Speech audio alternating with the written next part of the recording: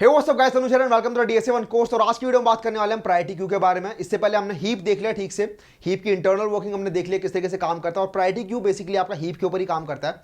Priority queue data structure आपका heap उसके अंदर यूज हो रहा होता है। किस तरीके से यूज होता है, तो प्रायोरिटी क्यू भी बेसिकली क्यू ही होता है, लेकिन इस क्यू के अंदर आपके एलिमेंट डलते और निकलते एक प्रायोरिटी के बेसिस पे हैं। आपकी नॉर्मल क्यू क्या होती है, फीफो होती है, आपका फर्स्ट इन फर्स्ट आउट है ना, ये नॉर्मल आपकी क्यू होती है। मेडिकल की कोई क्यू है, ठीक है, आपके मेडिकल की दवाई की लाइन की क्यू है, वहां पे आप पहले लगे लाइन में तो आप पहले लाइन से निकल गए। लेकिन वहीं पे अगर किसी ने प्रायोरिटी लगा दी कि जो एलिमेंट जो बंदा ज्यादा प्रायोरिटी का होगा वो पहले इस लाइन में लगेगा, ठीक है।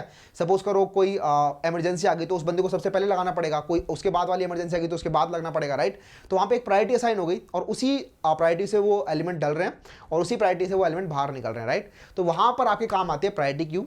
और प्रायोरिटी क्यू के अंदर आप डिफाइन कर सकते हो कि आपकी प्रायोरिटी किस टाइप की रहने वाली है। हमारे इंटीजर के केसेस में हम बोल सकते हैं कि जो सबसे छोटा इंटीजर है उसकी प्रायोरिटी ज्यादा है, या फिर जो सबसे बड़ा इंटीजर है उसकी प्रायोरिटी ज्यादा है। तो आपने एलिमेंट तो इस तरीके से डाले थे, लेकिन आपने बोल दिया कि जो सबसे बड़ा एलिमेंट है उसकी प्रायोरिटी सबसे ज्यादा है, ठीक है। तो आप वहां पर एक मैक्स हीप बना सकते हो, ठीक है। मैक्स हीप का कंसेप्ट क्या होता है, मैक्स हीप कहता है कि सबसे बड़ा एलिमेंट सबसे पहले पॉप होता है, ठीक है। तो इसको अगर आपको इंप्लीमेंट करना है, इसको प्रायोरिटी को इंप्लीमेंट करना है, तो आप कैसे कर सकते हो, यूजिंग अ मैक्स हीप, है ना। आप यहाँ पे एक मैक्स हीप बना दो इसको, और जब आप डिलीट कर रहे होगे तो सबसे बड़ा एलिमेंट जो होगा वो बाहर निकल जाएगा, उसके बाद सेकंड नंबर पे वो एलिमेंट निकलेगा जो उसके बाद बचे हुए एलिमेंट में सबसे बड़ा होगा। तो इस तरीके से हम देख रहे हैं यहाँ पर हीप यूज हो रहा है प्रायोरिटी क्यू के अंदर, ठीक है। प्रायोरिटी क्यू बेसिकली एक डेटा स्ट्रक्चर है, आपका C++ के अंदर भी होता है, HTML लाइब्रेरी के अंदर, आपका जावा कलेक्शन फ्रेमवर्क के अंदर भी होता है। तो दोनों के दोनों पहले इंप्लीमेंटेशन देखने वाले हैं C++ और जावा की, उसके बाद हम इसके अंदर एक क्वेश्चन सॉल्व करने वाले हैं। तो सबसे पहले देखते हैं C++ में कैसे इंप्लीमेंट होता है, उसके बाद जावा में देखेंगे, ठीक है। तो C++ के अंदर अगर आपको प्रायोरिटी क्यू लेके आना है तो उसके लिए आप ये क्यू लाइब्रेरी से लेकर आ सकते हो, ठीक है। HTML के अंदर होता है ये, और उसके अंदर आप इस तरीके से प्रायोरिटी क्यू बना सकते हो, प्रायोरिटी अंडरस्कोर क्यू। उसके अंदर आप यहाँ पर टाइप डिफाइन कर दो, हम इंटीजर टाइप की प्रायोरिटी क्यू बना रहे हैं। C++ के अंदर बाय डिफॉल्ट जब आप प्रायोरिटी क्यू बनाते हो तो वो एक मैक्स हीप बन रही होती है, ठीक है। मैक्स हीप का मतलब इसके अंदर जो सबसे टॉप वाला एलिमेंट होगा वो सबसे बड़ा वाला एलिमेंट होगा, ठीक है। तो आप इसके अंदर जब एलिमेंट डाल रहे हो तो उसके लिए आप फंक्शन लिखते हो पुश, ठीक है। पुश वाले फंक्शन से आप प्रायोरिटी क्यू के अंदर आप एलिमेंट डाल सकते हो। तो जब आप इन तीनों एलिमेंट्स को डाल दोगे 5, 10, 15, तो उसके बाद ये कुछ ऐसा बन जाएगा। तो इस तरीके से आपका प्रायोरिटी क्यू बन जाए, क्योंकि एक मैक्स हीप फॉलो कर रहा होता है बाय डिफॉल्ट। उसके बाद आप इसका साइज निकालना है, प्रायोरिटी क्यू साइज कितना है, तो pq.size से आप इसका साइज निकाल सकते हो। उसके बाद आपको अगर एक एक करके इसके अंदर से एलिमेंट निकालने हैं तो while priority queue is not empty cout priority queue dot top. Priority queue dot top क्या करेगा, सबसे टॉप वाला एलिमेंट निकालेगा, और क्योंकि एक मैक्स हीप है तो टॉप वाला एलिमेंट बाय डिफॉल्ट सबसे बड़ा एलिमेंट होगा। तो सबसे पहले इसके अंदर से 15 निकलेगा, और 15 आप निकाल कैसे रहे हो, तो टॉप वाला कुछ नहीं करता, सिर्फ प्रिंट करता है। pq.pop से आप 15 को यहाँ से निकाल रहे हो, ठीक है। तो 15 यहाँ से आपका निकल गया। उसके बाद आप अगेन इटरेशन में आओगे क्योंकि आपका प्रायोरिटी क्यू एम्प्टी नहीं है। उसके बाद आप टॉप लिखोगे तो टॉप से क्या होगा, ये बस प्रिंट हो जाएगा एलिमेंट, ठीक है, मतलब ये रिटर्न हो जाएगा एलिमेंट। तो 10 आपका यहाँ पर रिटर्न हो गया। उसके बाद आप pq.pop करोगे तो ये टॉप वाला एलिमेंट अगेन यहाँ से डिलीट हो जाएगा।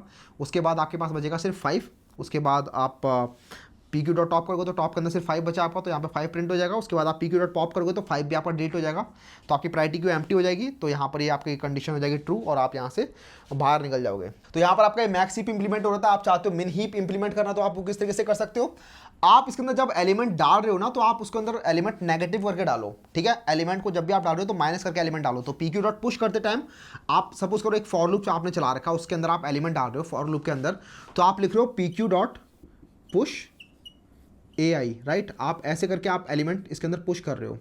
तो आप ऐसे एलिमेंट ना करके पुश pq.push -AI करके आप एलिमेंट इसके अंदर पुश करो, ठीक है। या फिर आप ऐसे भी डाल रहे हो तो 5 ना डाल के -5, -15, -10 डालो।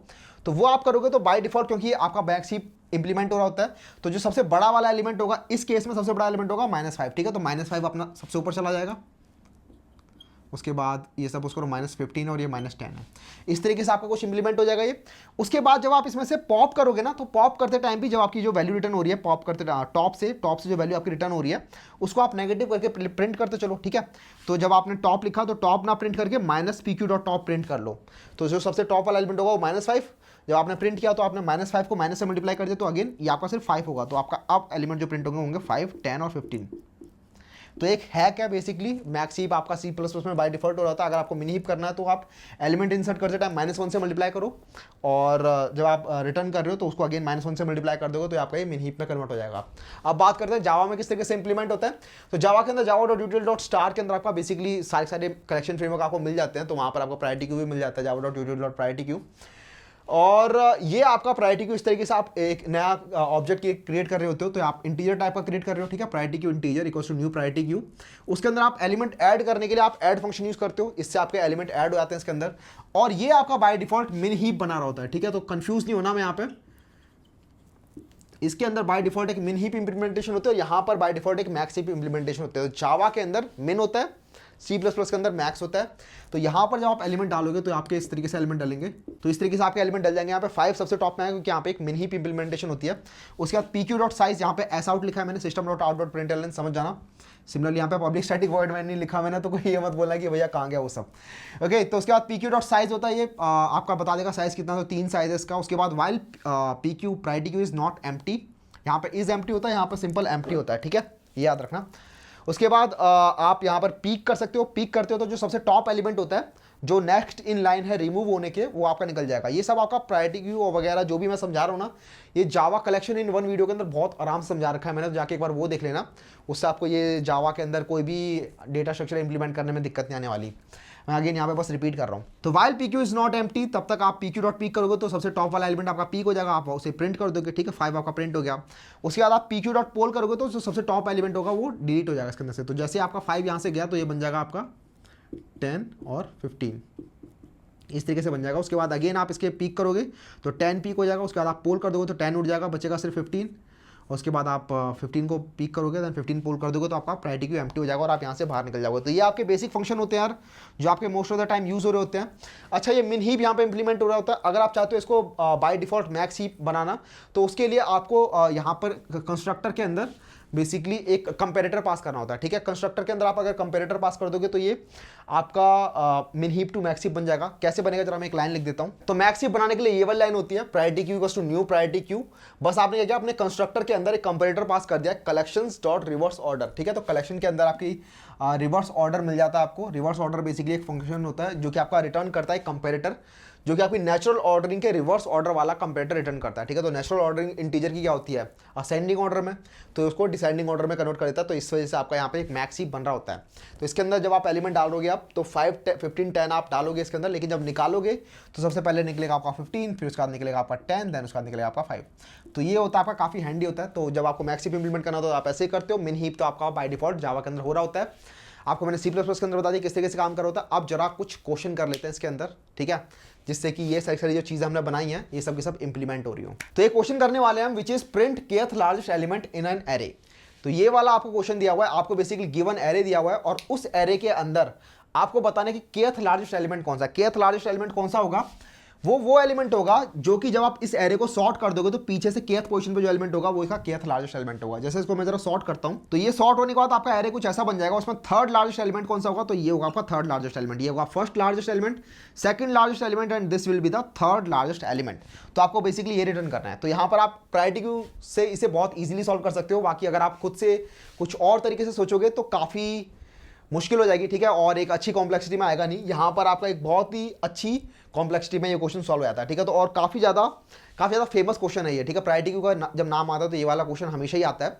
इसके अलावा भी मल्टीपल क्वेश्चन बनते हैं, लेकिन ये आपका एक बेसिकली बिगनर लेवल क्वेश्चन होता है प्रायोरिटी क्यू के अंदर। तो हम जरा देखते हैं कि किस तरीके से प्रायोरिटी क्यू की हेल्प से हम इस क्वेश्चन को सॉल्व कर सकते हैं। तो यहाँ पर हमें कुछ नहीं करना, हमें पता है कि थर्ड लार्जेस्ट एलिमेंट हमें बताना है। तो अगर हम एक मिन हीप बनाएं, ठीक है, मिन हीप बनाए जिसका साइज होगा सिर्फ 3, क्योंकि k = 3 है, तो जिसका साइज होगा 3, इस मिन हीप का साइज होगा सिर्फ 3, और हम इसके अंदर एलिमेंट कुछ इस तरीके से डालें कि इसके अंदर जब फाइनली ये पूरा का पूरा मिन हीप बन जाए तो इसके अंदर सबसे टॉप के 3 एलिमेंट, ठीक है, पीछे के सबसे 3 एलिमेंट ही बचे हैं इसके अंदर। तो 40, 50, 60, 40, 50 एंड 60, इस तरीके से इसके अंदर एलिमेंट डाल रहे हैं कि लास्ट के जो 3 एलिमेंट होंगे सिर्फ वही इस मिन हीप के अंदर बचेंगे। तो हम कह सकते हैं कि जो टॉप एलिमेंट होगा इसका वो इन सारे एलिमेंट में से सबसे छोटा होने वाला है, और हम इसे कह सकते हैं कि वो kth लार्जेस्ट एलिमेंट भी होगा, ठीक है। तो यही इसका फंडा होता है बेसिकली। आपको जितना k दे रखा है उतने साइज का आप एक मिन हीप बनाओ।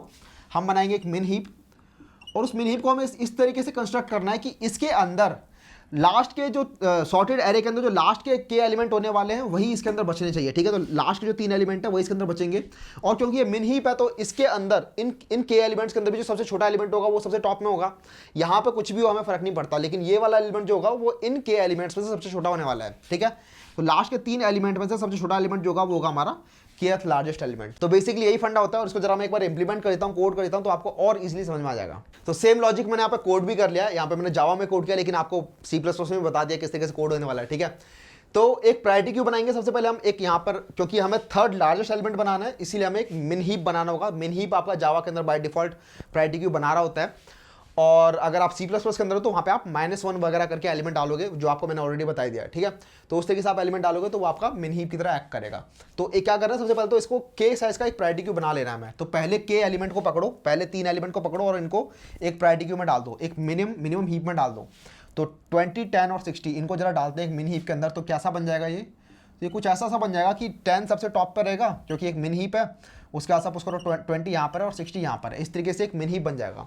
उसके बाद क्या करना है, kth एलिमेंट से चलना है, यहाँ से लेकर चलना है और हमें चेक करना है कि ये वाला एलिमेंट मेरे करंट टॉप वाले एलिमेंट से अगर बड़ा है तब तो रिप्लेस कर दो, अदरवाइज कुछ भी मत करो, ठीक है।